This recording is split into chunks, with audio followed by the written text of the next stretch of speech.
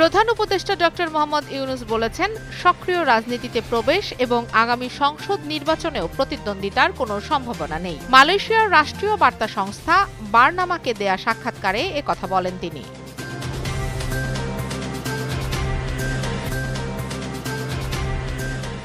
৫ আগস্টের পরই বিদেশে বাংলাদেশের মিশন ও দূতাবাস থেকে রাষ্ট্রপতির অর্ধশতাধিক ছবি সরানো হয়েছে বলে জানিয়েছে পররাষ্ট্র মন্ত্রণালয়। সম্প্রতি অঞ্চলভিত্তিক কয়েকজন হাইকমিশনারকে রাষ্ট্রপতির ছবি সরানোর এ নির্দেশনা দেয়া হয়। সংস্কৃতি উপদেষ্টা মোস্তফা সরোয়ার ফারুকীর শারীরিক অবস্থা শঙ্কামুক্ত বলে জানিয়েছেন স্বাস্থ্য অধিদপ্তরের মহাপরিচালক অধ্যাপক ডাক্তার মোহাম্মদ আবু জাফর। ব্রিফিংয়ে সাংবাদিকদের এ তথ্য জানান তিনি।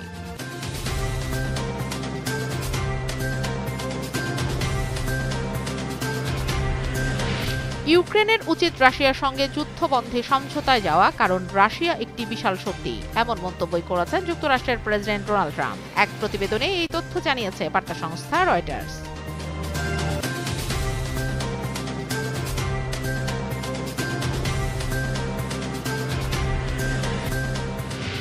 গত মৌসুমের হতাশা ঝেড়ে দাপট দেখিয়ে প্রিমিয়ার লিগ শুরু করল পেপ গার্দিওলার ম্যানচেস্টার সিটি। রাতে প্রতিপক্ষ উলভের মাঠ থেকে ৪-০ গোলের বড় জয় নিয়ে পেয়েছে ম্যান সিটি।